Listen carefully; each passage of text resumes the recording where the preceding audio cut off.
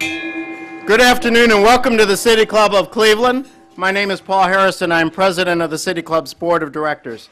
I am pleased to introduce today's speaker, Dave Abbott, Executive Director of the George Gunn Foundation, and actually to welcome him back, I think for the third appearance that he's making here at the City Club. As stated at its website, the Gunn Foundation was established in 1952 as a private nonprofit institution with the sole purpose of contributing to human well-being and the progress of society. The Foundation's program objectives and areas of focus have been modified since 1952 to meet changing opportunities and problems, but its core goal of promoting human welfare has remained constant.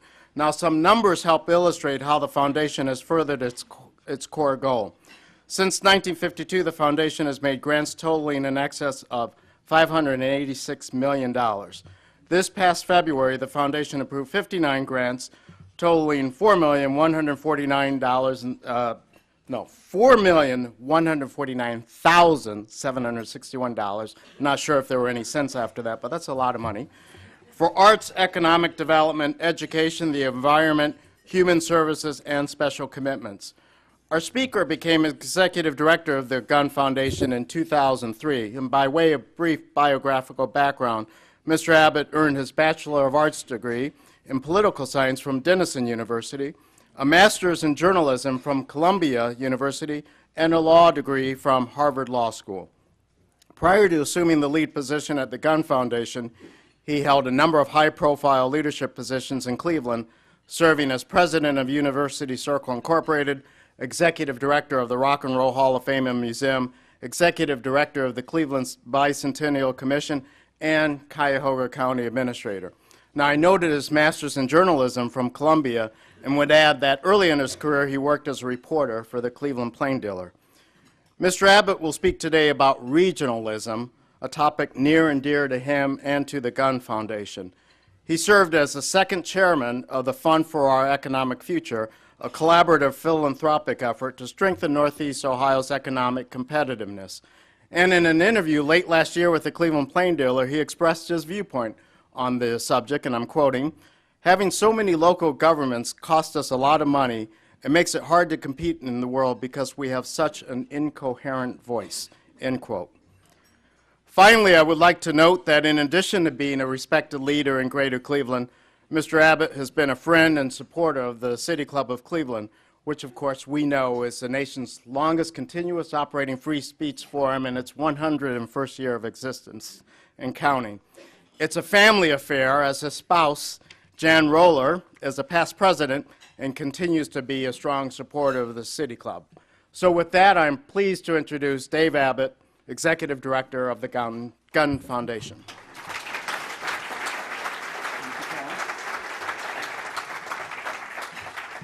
Well, thank you for those kind words, Paul. I appreciate that, and I appreciate the opportunity to be back at the City Club and to echo the plug about membership in the City Club. I've been a member for 30 years, and I hope those of you who are not members will heed the advice to look at the information at your seats and sign up. So I am privileged to be here and pleased to be here to talk about regionalism, but I do have to tell you that despite what Paul said, I'm always a little surprised when I am described as something of a champion for regionalism, because in my heart, I actually think of myself as a hardcore urbanist. I'm a city guy. I live in Cleveland, I work in Cleveland, and my passion is really for urban issues and for Cleveland, frankly. So, you know, it's always a little bit of a surprise to be talking about regionalism, which I find myself doing quite a bit, though. And I'll let you in on a little secret. I actually have some pretty serious misgivings about this thing we call regionalism. I mean, starting with the word itself, I mean, regionalism. My God, it sounds like a disease, you know? Like alcoholism or botulism, you know? I can just see myself going to the doctor and being told, "I'm sorry, Mr. Abbott, you have regionalism." You know, how did that happen? I also am puzzled by what it means. I mean, what does the word regionalism mean? Is it the identification of a problem, or is it the solution to a problem? Is it regional government? Is it regional planning? Is it regional thinking, marketing, identity? All of the above? None of the above? I mean, how do you get behind something that is that ambiguous? I'm also bothered by the geographic diffusion that it suggests. I mean, where is the border of a region? How many of you have seen signs welcoming you to Northeast Ohio as you enter? Probably only people going to Rob Briggs's house. But that's one of the problems with talking about regionalism. And my biggest beef with it is that it's just so complicated and so hard. I mean, however you define it, if you lay it across a geography like our region, you're talking about an area that includes up to 4 million people and 850 units of local government. Is it really possible to find common ground that's going to connect Ashtabula and Akron or Canton and Cleveland? Is that really possible? I mean, it's enough to give anybody a headache when you think about regionalism very long. So why talk about it? Because the fact is that despite those challenges, there are a lot of things that tie us together. We share a common geography and a connection to the Great Lakes and Lake Erie. We enjoy or complain about the same weather. We have a lot of history in common, from the early settlement of this part of the country through its growth and its economic expansion with great industry, and then its decline later, and lots of other history.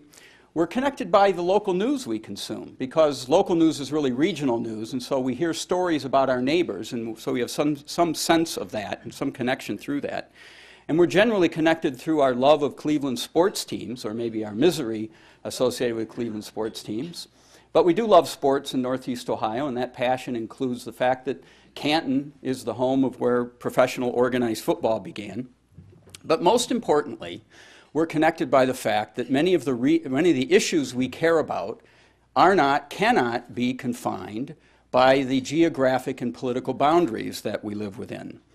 Air quality, poverty, crime, economic growth, prosperity, workforce issues, you name it, they don't respect any city or county boundary. And if we're serious about trying to deal with those issues, then we have to reach across those boundaries. These are some of the invisible threads that tie us together, but does that really give us enough in common, enough common purpose to make regionalism more than a confusing term? And that's an especially challenging question when you think about the fact that while we do have those threads tying us together, there are other forces that pull us apart. This incredibly fragmented quilt of local governments across our part of the country. It not only shapes our politics, but it actually shapes our mental maps of where we live. Unlike most regions, which are dominated by a single city, Northeast Ohio has not just Cleveland, but also Akron and Canton and Lorain and Youngstown and Elyria and many other smaller communities. And that diffusion really shapes how we think about this place and where we think of ourselves as being from. And perhaps more importantly, it shapes how we think of where other people are from and whether we think they have anything to do with us. And then as time has passed, we've also spread farther and farther away from each other across this landscape. And the consequences of that are quite extensive for the environment, for our pocketbooks, for our sense of place, and for the world's sense of this place. So how does this all add up? How did I become a champion of regionalism? And what exactly am I championing? Along the way, my love of Cleveland, and I think the microphone may have just gone off, my love of Cleveland converged with a recognition of the fact that the world was radically changing. The economy had globalized. Companies and people and resources that we used to think of as permanent were suddenly mobile. Technology was radically changing the way we were interacting with the world. Humans were deeply affecting the world's ecology. So old frameworks, issues like downtown versus neighborhoods or city versus suburb, just didn't seem to relate to the forces that were shaping the world. They didn't seem like they were worth fighting or spending any time and energy on.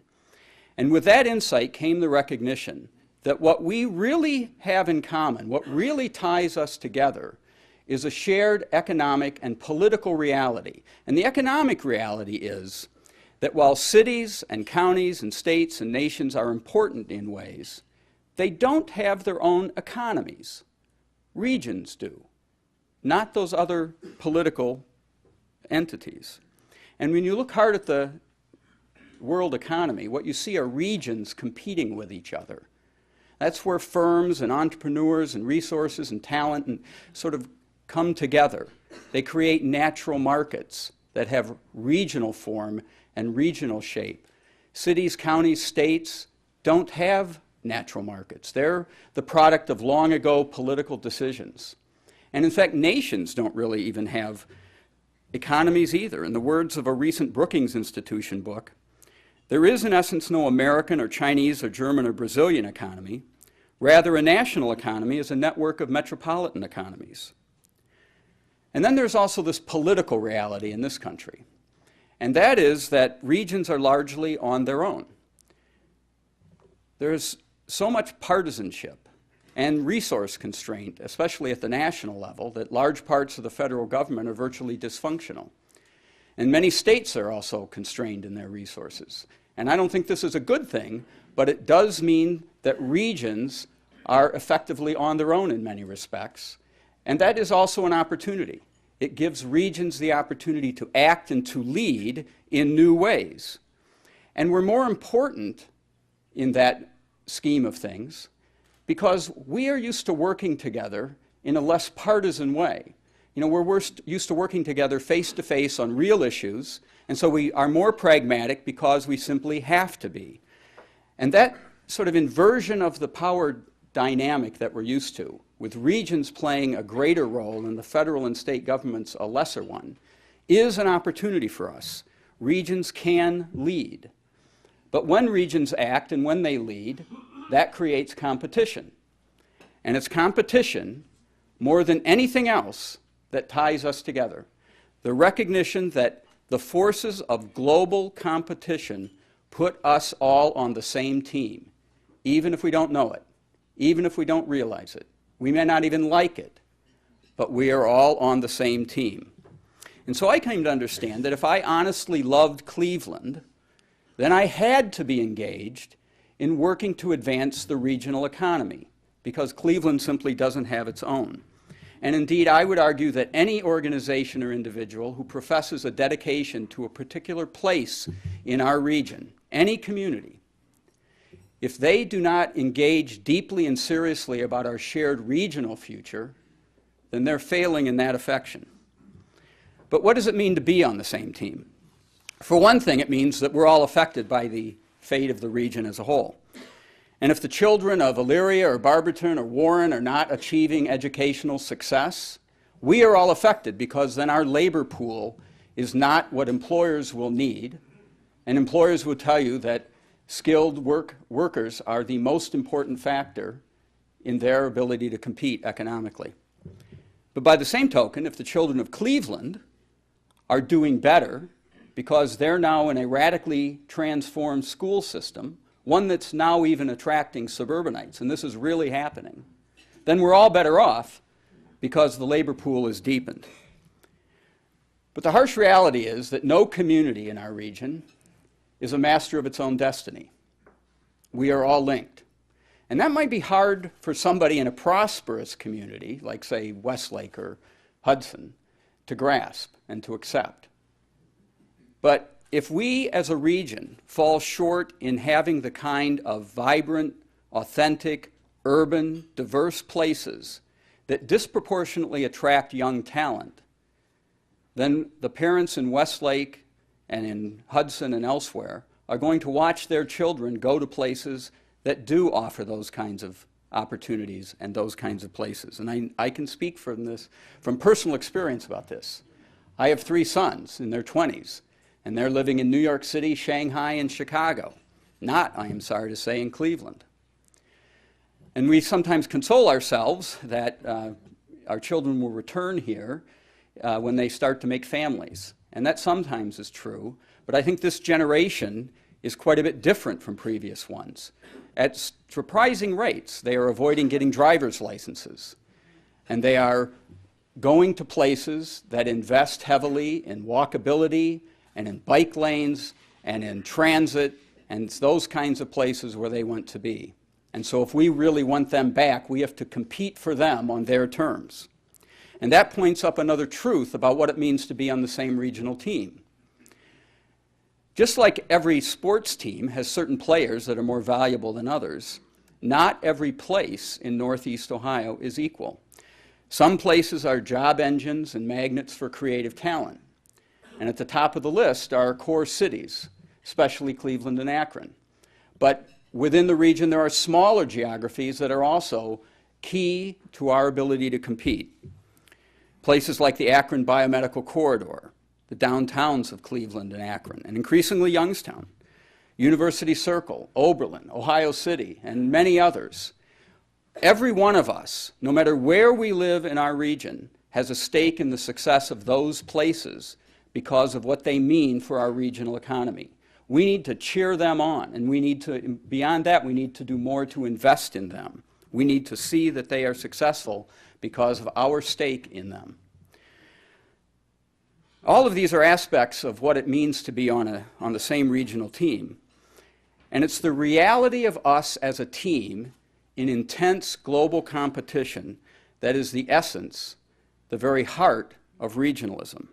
And it's the essential truth that we have to grasp, that we have to understand if we're going to overcome the fragmentations and the divisions that are imprinted on our region and on our mental maps of our region. All the other ideas that people attach to regionalism, in my opinion, fall short. They're either too narrow or too limited. They don't do enough to make it clear what regionalism is. They're not adequate. Things like regional government or efficiency or preserving land or government competitiveness or government effectiveness. All of these fall short.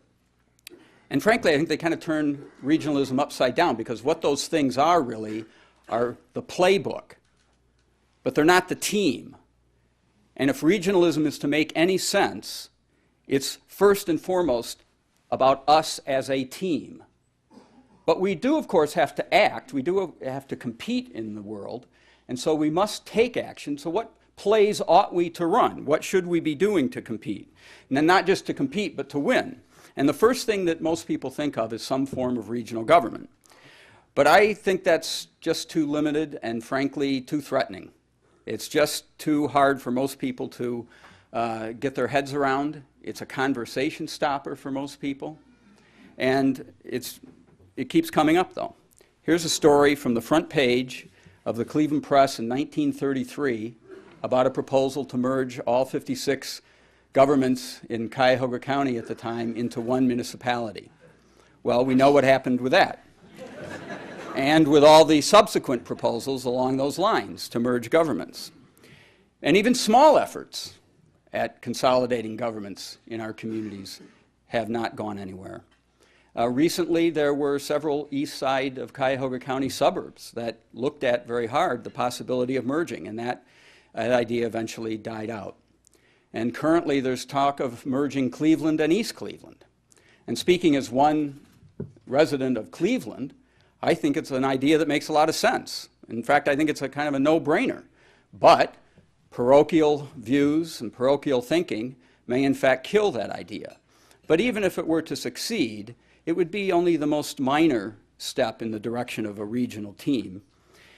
And we just can't let the conversation stopper of regional government keep us from working together more effectively to compete and to make progress. We should, for instance, periodically ask ourselves whether the cost of all of these governments that we have in our region are worth it. Do we really want to continue to pay that price? A study done a number of years ago, commissioned by the Fund for Economic Future, showed that Cuyahoga County residents, on average, pay about $1,000 a year more than people who live in far less fragmented Franklin County, and for the privilege of having all the governments that we have. So we need to keep our focus, though, on competing. And that needs to be the lens through which we look at these issues. And as we do that, as we look for ways to compete, options or opportunities for mergers may arise, and we should seize them if they make sense.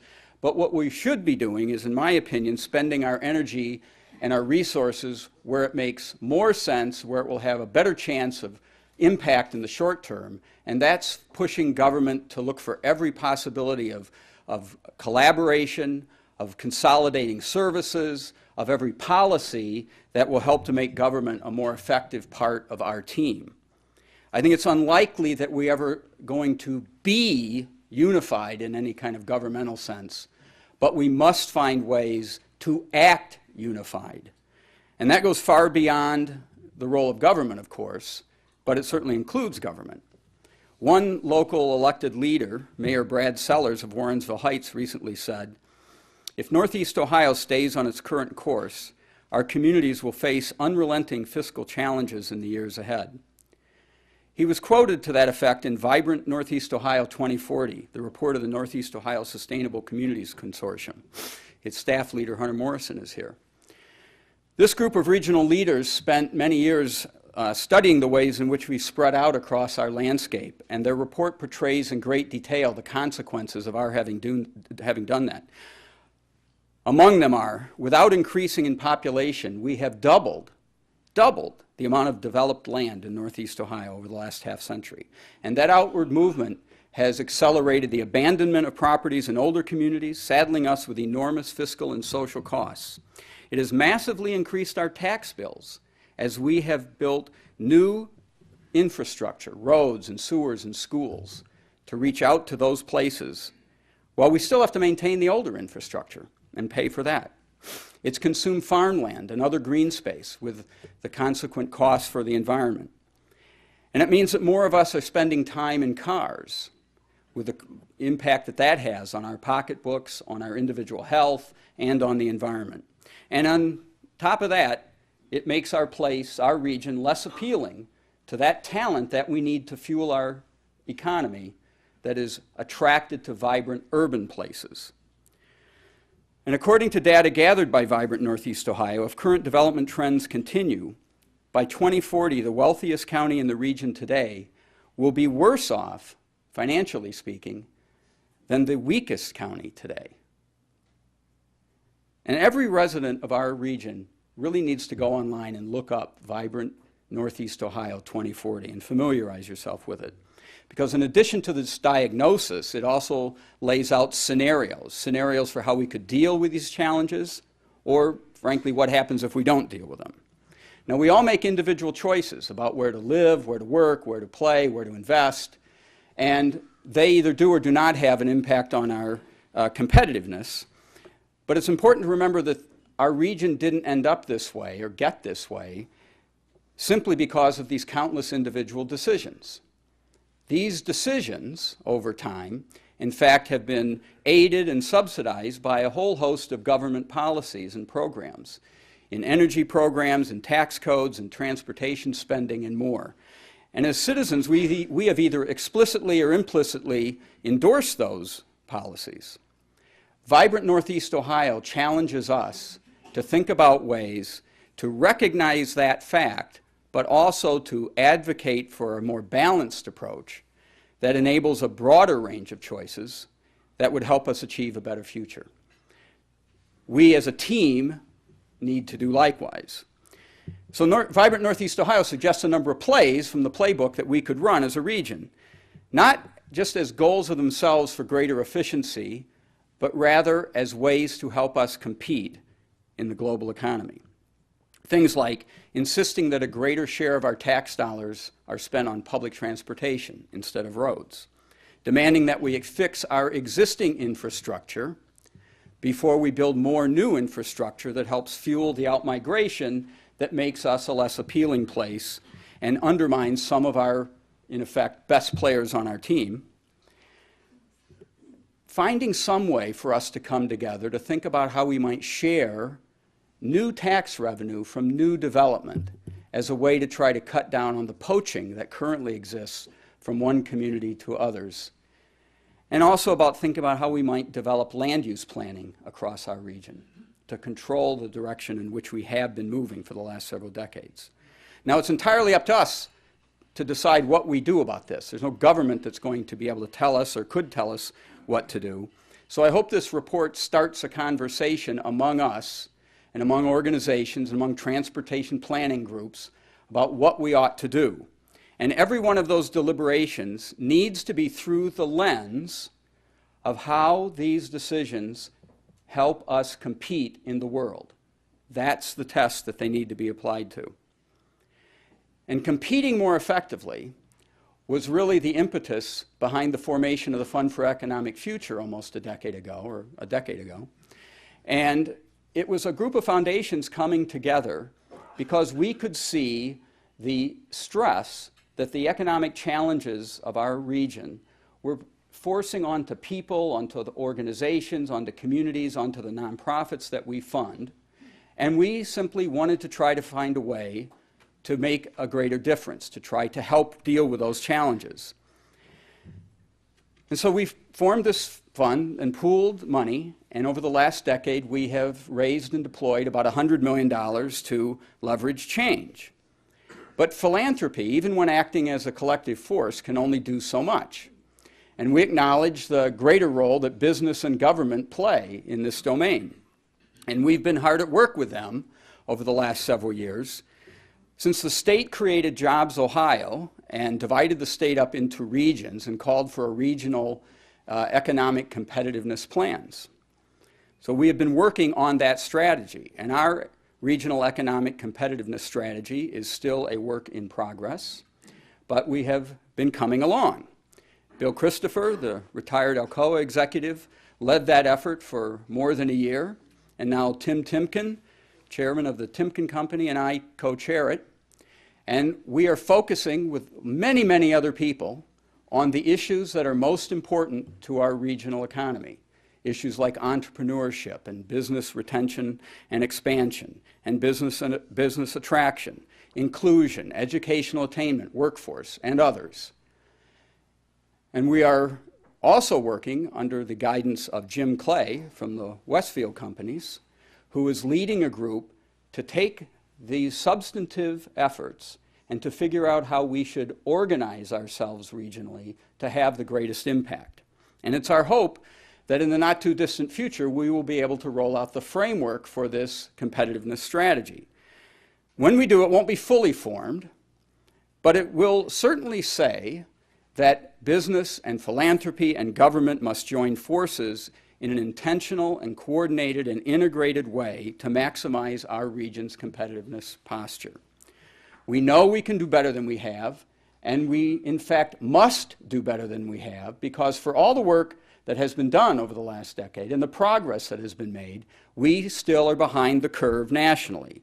And so we know we need to pick up the pace. And there are a lot of stories that could be told about how we have developed a new entrepreneurial ecosystem and a more thriving growth of technology businesses in our region, and manufacturing's surprising rebound. But I'd like to tell one little story, just one example, to give you a taste of what's happening to our regional economy.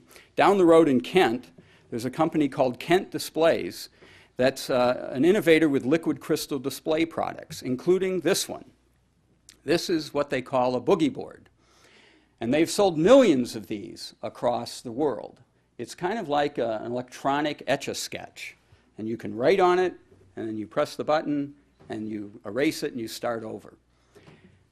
These have been so successful that it's led to the company's average growth rate hitting 40% a year since 2009. And that's just one small example of how we are transitioning from the old economy to the new.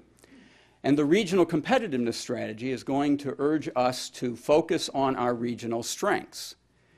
It will certainly include the biosciences that are spinning out at a very impressive rate from great institutions like the Cleveland Clinic or Case Western Reserve and university hospitals and others. But what else will it urge us to focus on? Flexible electronics, transforming our workforce system, advanced manufacturing. Well, we're not quite done yet, so stay tuned. And what else must our regional team do? How about making sure that everybody who is a part of the team gets in the game and gets to play? Research shows that places that do a better job of including races and ethnicities and various groups do a better job at competing economically.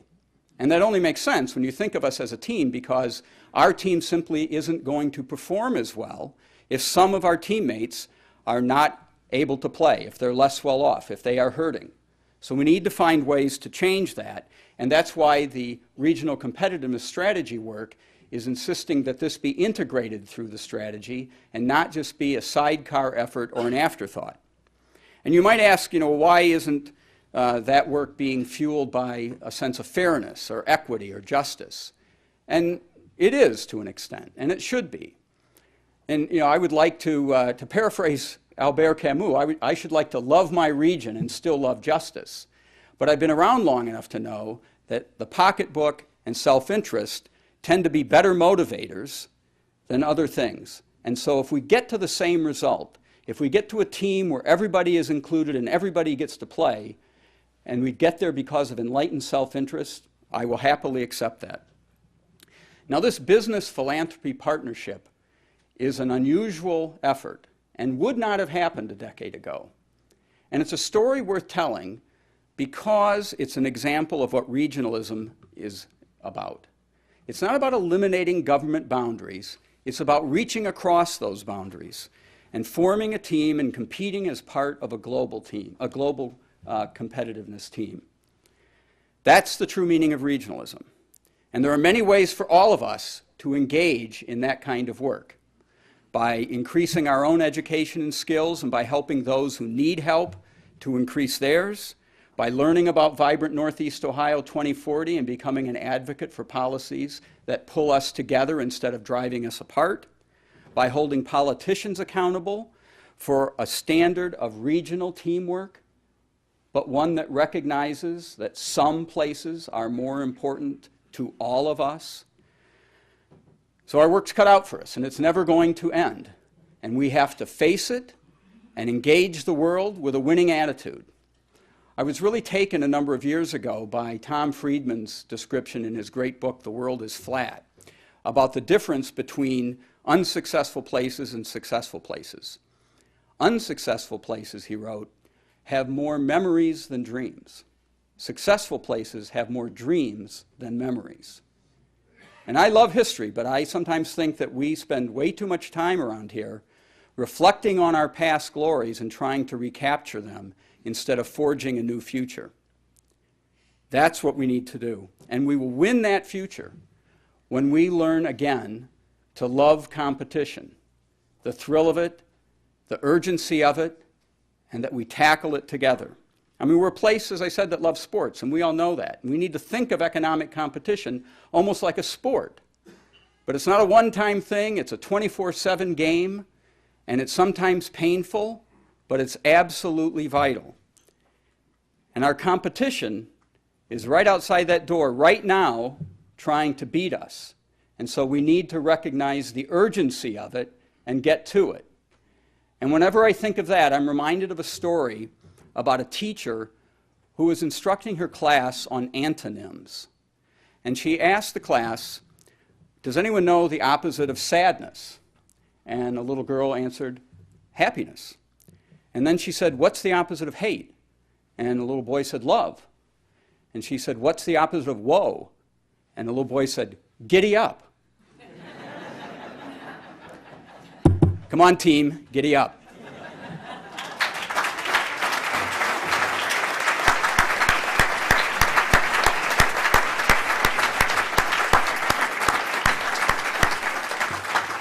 Today at the City Club of Cleveland, we are listening to a Friday forum featuring David Abbott, Executive Director of the George Gunn Foundation.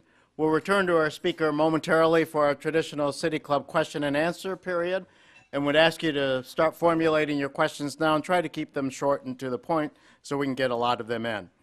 We welcome all of you here and those joining us through our primary media partner, 90.3 WCPN, 104.9 WCLV, and WVIZ PBS IdeaStream, or on one of the many radio stations across the country that carry City Club programs.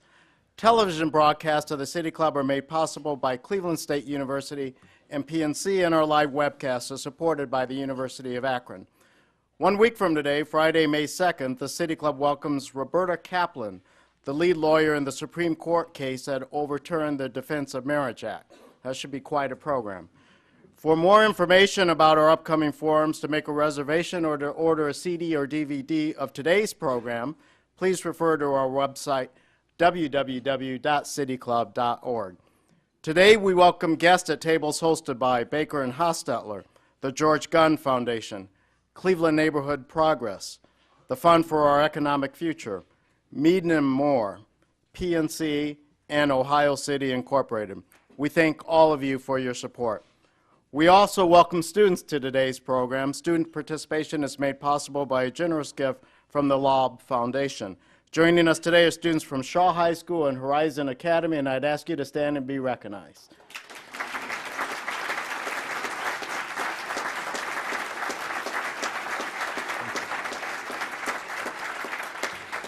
Thank you for coming. Your futures are bright, and remember to ask a question. We'd also like to recognize our community partner, Philanthropy Ohio, for helping to make today's program possible. We thank you for your support. And now we'd like to return to Mr. Abbott for our traditional City Club question and answer period. We welcome questions from everyone, including guests. Holding the microphones today are City Club Program Director Carrie Miller and Marketing and Outreach Specialist Kirsten Pianka. First question, please. Yes, Mr. Abbott, I appreciate your comments regarding the conversation on regionalism, and we participate in this conversation for now. One of the things that I recognize, though, is that when we talk about regionalism and the cost of it, and merging governments and so forth, those costs are tangible. People can see that. They can see the lost jobs, someone who's been working in local government for 20 years trying to collect retirement, and all of a sudden they're saying, we're going to merge and you're gone. So those costs are tangible, and people can see that. And I think what happens with what we're talking about with the future of regional government, those costs are kind of intangible. Those benefits are kind of unseen. So could you more or less give a conversation about how people can see tangible growth through regional government, or not regional government, but regionalism, I'm sorry. Well, I believe that fundamentally the way we will achieve growth is by behaving in a more collaborative fashion across many domains. Government is just one of them, but we have to find a way to make better use out of our limited resources. And the point you're making about any individual merger of governments, about whether or not there is an actual financial benefit that can be demonstrated, is, I believe, the reason why those 4 communities on the east side of Cuyahoga County ultimately decided they didn't want to merge, is because they didn't see that there actually was that, and they couldn't agree that there was going to be that kind of benefit for their community. But each case will be different. You're going to have different issues in every community, and so whether a particular government consolidation makes tangible financial sense is something you have to analyze on each case. But I would argue that one of our problems is that we do not have the kind of coherent voice in the world that we need in order to be competitive, or as competitive as we can be. And the fact that we are so fragmented is a part of that problem. So it's partly government, but it's not just government. And I think the regional economic competitiveness strategy is going to move us toward a more unified, coherent voice. So that even, as I said, we may not get to a point, and are not likely to get to a point, where legally, governmentally, we're all going to be one, but we better find ways to act as one. Because the competition that we face, varied as it is, has many people out there, many places out there that have a much more coherent, much more effective voice than we do right now. So it's, when you limit it to government, it's hard to always make the case, but when you broaden the thinking about what the benefits can be, I think the case is pretty clear that with a more coherent voice and with everybody at the table making reasonable decisions about where to allocate limited resources, we can achieve more and win more and derive more economic benefit. This is a wonderfully wise presentation, David. Thank you. You do speak about how hard it is to consolidate entities and how rarely brand new entities spring into being in the world of government, which, though not, as you say, the only voice, certainly a critical leading one if we are to have regional coherent regional voice. I'm surprised that you didn't choose to take satisfaction bordering on joy at what has happened to Cuyahoga County government. I do think the transformation from a troika to a real leader and a legislative council has been transformative and has created the potential for the county to be a leading voice for the health of the region. We had 900 people, I think, come to the State of the County address a few months ago. That never happened before. Those are people hearing powerful ideas with Cuyahoga County at its center. Would you comment? Well, I do agree that the transformation of Cuyahoga County's government to the current structure is a huge improvement over the old one. Not entirely because of the way you described it as moving from 3 commissioners to a single executive, however. I spent 10 years in Cuyahoga County government, most of that as the county administrator, and I was painfully aware of the limitations and deficiencies of that form of government. The big problem was the existence of 8 other elected administrative offices in addition to the county commissioners. That made control of the budget virtually impossible, and that's why consolidating the elected offices under an executive with a council has made such an improvement. That's been the big gain for county government. And yes, it's a good thing, it's a big deal, but it's still not the region.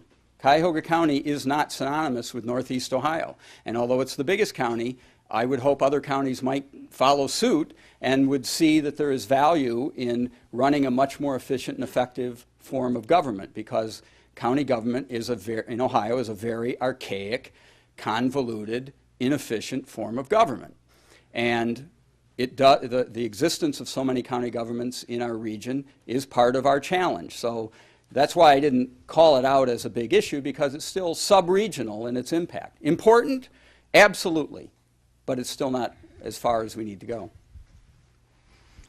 David, thank you for your thoughtful words. And I can see that we have leadership and philanthropy, government, and are doing very well on that score. My question relates to the capacity and the development of capacity to do the things that will catapult this region ahead of other regions.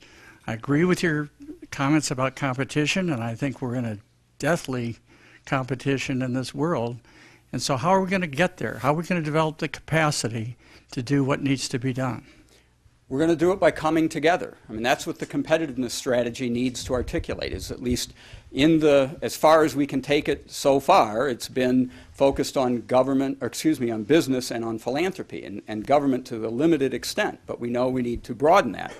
We know it doesn't cover every issue yet, and we know it doesn't lay out everything that we need to do, but by coming together and focusing resources behind a shared strategy, that's our best shot at competing in the world.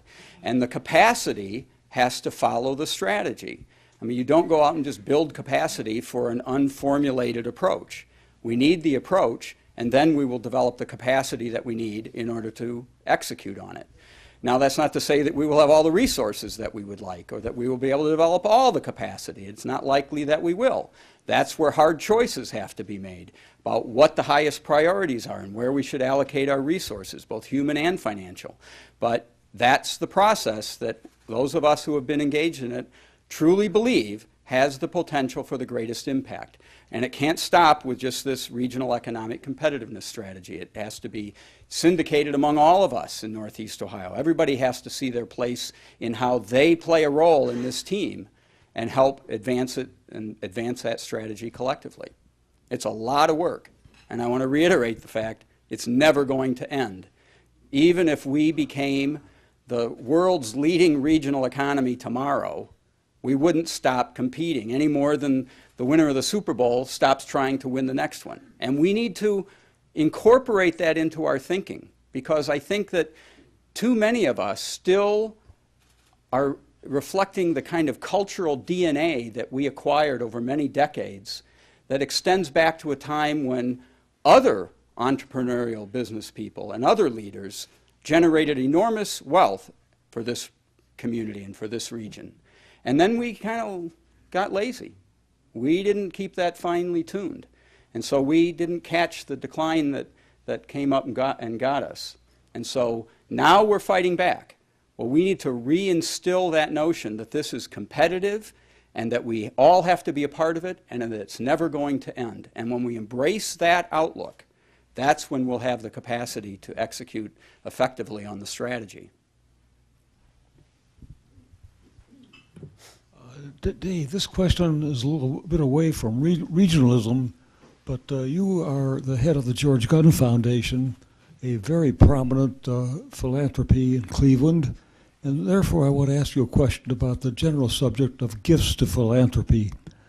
There's a movement on in Congress today to significantly change the rate of income taxation on individuals. It's currently about 39 or 40%. It would lower it down to 25%. And Paul Ryan, the head of the Republican Party in the House of Representatives, has strongly come out in favor of that. To what extent, if interest rates, if the rate on income tax is significantly reduced, as I say, from 40% to 25%, what effect do you think that would have upon gifts that individuals make to philanthropies? Well, it's a tough question. I'm not sure what effect it would have. I think the biggest variable would be whether or not the charitable tax deduction remains in force, or whether or not that would be eliminated as part of some tax reform package. I'm not sure that the top marginal rate makes as much difference as the deduction does. And I'm certainly a big supporter of the deduction because I think that it does make generosity and charitable giving possible for really the whole range of people in this country. And I think you would see a tremendous drop in it if that deduction went away. Now, maybe you could modify it in some way, maybe set different levels for it, but I think that's a bigger variable than actually what the top marginal rate is, and that's that which has changed over time. Hi, how you doing? Good. Question is this. Now, it seems that we're not talking about regionalism from a vacuum, but what are some of the success stories of cities around the United States that have a great partnership for us regionalism, for us local government and education? And recently, the Brookings Institute did a study of graphs of various cities across the United States where you have a labor pool that cannot get to the jobs, okay, for geographical reasons. How will regionalism tie the jobs to the labor pool who cannot get the jobs with the people who have the skill set to fill those jobs? Well, there are a couple of answers to that. I mean, that's embedded in the issue about how do we make sure that everybody gets to play on the team, that business has the workers that they need, and that we're able to compete. And it's also one of the key issues identified in the Vibrant Northeast Ohio 2040, that one of the challenges we have created for ourselves by moving farther and farther away from each other is that we have made jobs less accessible to people. And we haven't followed suit with the kind of transportation options that would enable people to get to those jobs. Now, you could then argue, well, what we need to do is just build more transportation out to those jobs. But I think we also need to look at moving those jobs back toward where people live, because we cannot afford to keep moving farther and farther out.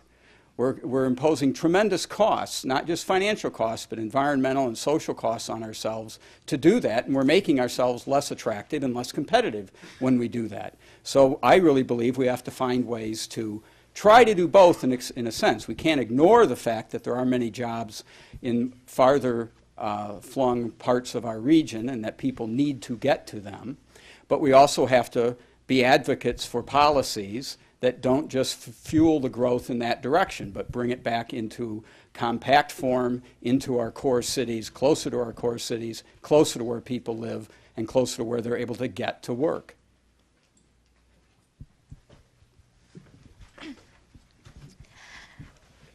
Hello, my name is Brianna Brown and I'm a senior at Shaw High School. I'm also a student in my AP Government class. And in class we often debate the pros and cons of a stronger national government and a stronger state and local government.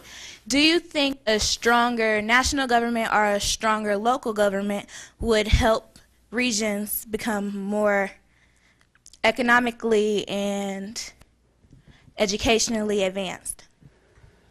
Well, as I said, I think the current weakness that you see in the national government has actually contributed to the rise of regions and the importance of regions. And so, in some ways, that's a good thing, because it gives us the opportunity to work together to try to have a greater impact, and not to think that the way to advance is to go to Washington and ask for money or to ask for some new law, but rather to work together to try to figure that out. Now, having said that, I believe that we need an effective national government. We need effective state government. We need effective government at all levels. And it's a reasonable debate to have at any time about whether or not, this government is too powerful or that law is too far-reaching or whatever at any given moment. But what we need is effectiveness and smart behavior throughout our realms of activity, and certainly in government. And we own that. We need to take responsibility for that in order to get the kind of government that we want. And so it's not just a question of whether a stronger government at the national level is good for regions or bad for regions, because I would argue that if the government were stronger and more capable and more responsive, then we would be better off. And I would hope that it would not have the effect of causing us to then think, oh, economic competitiveness is somebody else's job. And I don't think that would happen because of the reality that the economy is still ours in our region. This is still where we live. This is still the economy we have to try to nurture. And that wouldn't change whether the federal government were weaker or stronger. So my preference is always for having smart and effective partners wherever they are. And that includes government at all levels. David, thank you for a very concise and rational presentation of the problem of regionalism. I wonder what ideas you might have about amplifying. You mentioned the need for a voice for regionalism, of amplifying that voice. And the reason I bring this up is there's been in the last months, been a few issues that have bubbled up where I don't recall any regional analysis of these issues. And I'll give you a couple examples. The most obvious one was the United Airlines shutting of their hub, and what the ramifications of that loss of flights, transportation set to the region is. A second one, which I thought was kind of interesting, there was a dust-up about the regional sewer district and the cost of building these underground retention tunnels, et cetera, and the lawsuit about paying for it. But I don't recall anyone in the community saying, don't you realize how, we, on the one hand, we say the lake is perhaps our singular most important asset, and yet we, in fact, the community, the region, pollutes that asset on a regular basis, literally every week. Now, and there's in the issue you raised, actually, has anyone made a comment about East Cleveland versus merging into Cleveland in terms of regionalism, what the impact of that would be? You get my idea, and I appreciate an answer. Thank you. Well, on the last point, I think I just did. That, I think that the merger of East Cleveland and Cleveland makes sense, but I'm not sure it will happen. But I wouldn't view it as a great step toward a regional cohesiveness. It's a pretty small step. East Cleveland's just not a very big community. Maybe it would inspire other actions, but I kind of doubt it because I think it's being driven by a perception and a reality of East Cleveland's fiscal distress. So, there have been a few comments made on East Cleveland as a merger, but it hasn't been a topic of big regional conversation because it's frankly not that big an issue. But on the other 2 points you made, I would say there actually have been comments from a regional perspective on those issues. On air service, certainly the business community has been all over that and was before United made its announcement. And that announcement took us all by surprise because we had thought that they were reasonably satisfied with service or with the airport and with the service they were providing here. We were taken by surprise that they did not, and they made that choice, but that was a business choice within the confines of their business and the changing world of airline travel. So it's something that wasn't the fault of our region, it was the product of changes to the airline industry. But there was, in fact, and remains a business-led air service group working on how we can assure ourselves of having good air service going forward. And starting from where we are now and moving into a new future with other partners. And on the sewers issue, well, the sewer district is in fact not fully regional, but within the confines of the sewer district's footprint is a regional expression. It's a regional form which was in fact responding under federal order to deal with the fact that we are polluting Lake Erie, as you said, and that we have to deal with it. Now, some of the debate gets into the tactics they're employing, and do we need to spend as much money on as much infrastructure as they are building, or could we spend less and do more by using so-called green infrastructure, building various kinds of retention basins or retention ponds, and using the, permeable surfaces and green spaces as ways to cut down on the amount of water that even gets into the system. And I know they have done some, but there's criticism, and I'm not an expert on it, about whether they're doing as much as they could. But there was, in fact, I would say, a regional response to the issue, and then there has been comment, pro and con, to how the sewer district is going about it. But there can always be more. Thank you very much.